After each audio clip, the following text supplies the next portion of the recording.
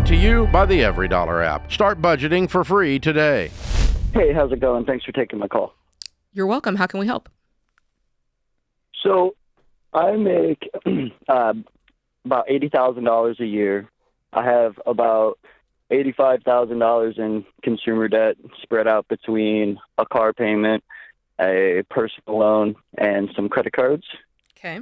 Can you tell us how it spreads out, just so we know? Yeah. So I have $43,000 on a 2021 truck, $24,000 on a personal loan, and then the rest is credit card. Okay. Thank you. Back in September, I started working with this company that is supposed to negotiate with these credit card companies and the personal loan company to help bring the balance down. Like these debt settlement relief companies? Yes, exactly. No. And so just recently finding you guys, I'm coming to the horrible realization that this was a bad idea. And to the point where most of these accounts are defaulted or, not going to work with me personally. So I don't really know where to go from there in the baby steps. I have $1,000 funds saved, but as far as like tackling the debt, the truck itself is the only thing that's active, if you will. Is it upside down? Payments on every month. No. So we're selling the truck. First off, that's what I'm doing, because a guy who's making $80,000 probably shouldn't have a car that's more than half of his annual income. That's kind of just a rule of thumb that we go by around here. And I mean, yours is just a little above, but considering your debt, if I woke up in your shoes, the first thing I would do is sell that car. And I love, so many people call in, James, that are upside down in their vehicles, and it kind of puts a wrench in the plan. I mean, they're still able to do it, but because you're not upside down, if you sold that car today, what would you get? Real close regardless. But my question with that would be is I travel for work, and my vehicle is like my lifeline. Every 6 weeks to 3 months, I'm going to a different part of the country. I build retail stores for a living. So, I mean, having a vehicle with a warranty was kind of why I went with a new vehicle when I purchased it in the first place. So you're hauling things in the truck because of your work, like it's a work truck? Yes. So you're saying that there's no way that you could have half the truck, have a $23,000 truck, do the same thing? No, I guess that's not the case. Yeah, because I'm not telling you that you have to get a $2,000 truck. I'm just saying I think there's a significant downgrade that you can do in this situation. And I'm saying that that's what we're working up to. Thing one here is we're paying off your debt. That's what we've got. That's the house that's on fire. That's what we've got to be focused on. And part of that, the reason that your house is on fire is because you've got a $43,000 truck. So if we can knock that down for the time being, $65 a month or something. If we can knock that down for the time being to far less expensive, that is going to get you where you want to go. And then the time's going to come where you can upgrade slowly to get back to a $40,000 truck. Sure. So would I attack the truck, get rid of the truck, and then start working on this debt that's now going to collections and stop working with this debt consolidation company? Stop giving them money. So what these companies do, James, and now you know this, is they'll intentionally tell you, hey, stop paying all payments on this. Yeah. Let it tank, and then we'll try to negotiate the payment to make it lower, which in turn just implodes your financial life and really doesn't solve the problem. And by the way, you could have done that yourself. Yeah. And so these companies are a borderline scam, and I hate them with a burning passion.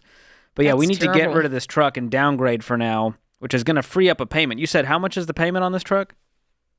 It is $835. Oh, Lordy. Ooh. Listen, James, $835, do you know? That's so much money.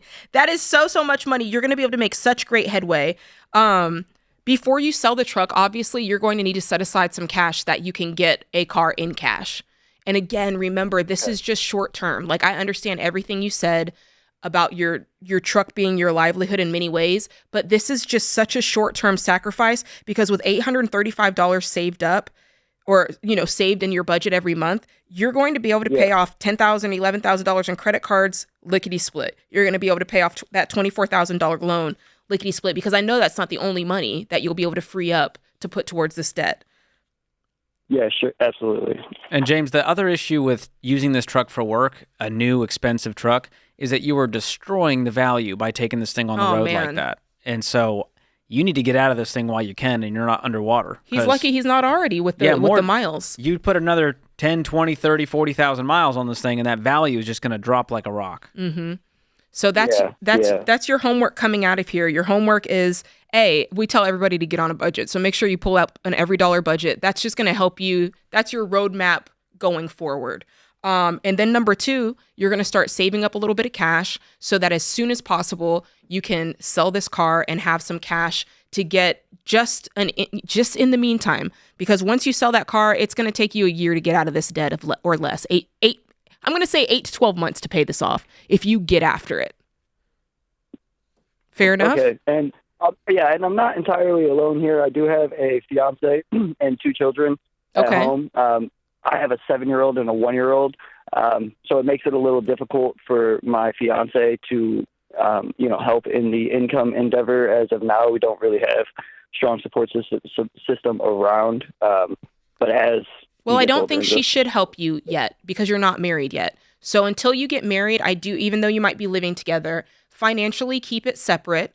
And this is your debt until you guys do get married. Because her credit card debt is in total with that $85,000. Okay. So thank you for the clarification. For right now, when do you guys get married? We've been together 12 years. So.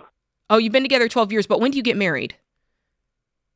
Yeah, good question. Listen, James, you just flipped the entire script on us right here. You just ticked off the wrong Jade. No, I'm not mad.